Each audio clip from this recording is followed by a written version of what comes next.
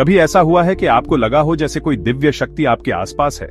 चलिए हजरत उमर रजी के बारे में एक कहानी सुनते हैं जो ऐसे ही एक पल के बारे में है। एक बार हजरत उमर रजी मक्का से मदीना जा रहे थे। रात हो गई और वो एक खुले मैदान में रुक गए। जैसे ही वो लेटे, अचानक उनकी आंख खुली और उन्होंने देखा कि आसमान में पूरा चांद चमक रहा है। चांद देखकर उन्हें मदीना के प्यारे पैगंबर मोहम्मद की याद आ गई।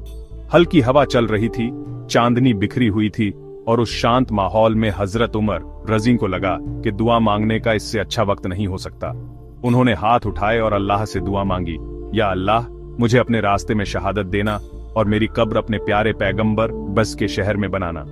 हजरत उमर रजी ने बस शहादत मांगी थी, जो कहीं भी हो सकती थी, किसी पहाड़ पर या किसी मैदान में, लेकिन अल्लाह ने अपनी रहमत और दया से उनकी दुआ एक अनोखे तरीके से कबूल की। जरा सोचिए, हजरत उमर रजी पूरी तरह पाक थे, पैगंबर पेस्यू के मुसल्ले पर खड़े होकर कुरान पे आराच रहे थे, और इसी पाक हालत में अल्लाह ने उन्हें शहादत दी।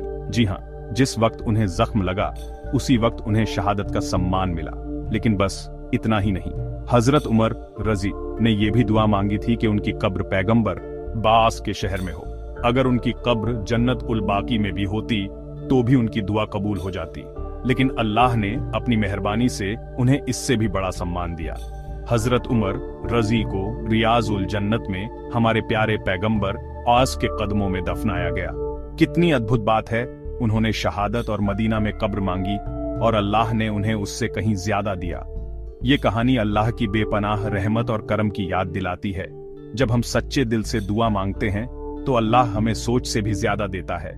तो अगली बार जब आप दुआ के लिए हाथ उठाएं तो हजरत उमर रजी और उन्हें मिले सम्मान को याद रखना, अल्लाह की रहमत और उसकी मर्जी पर भरोसा रखना, क्योंकि वही सबसे बड़ा देने वाला है।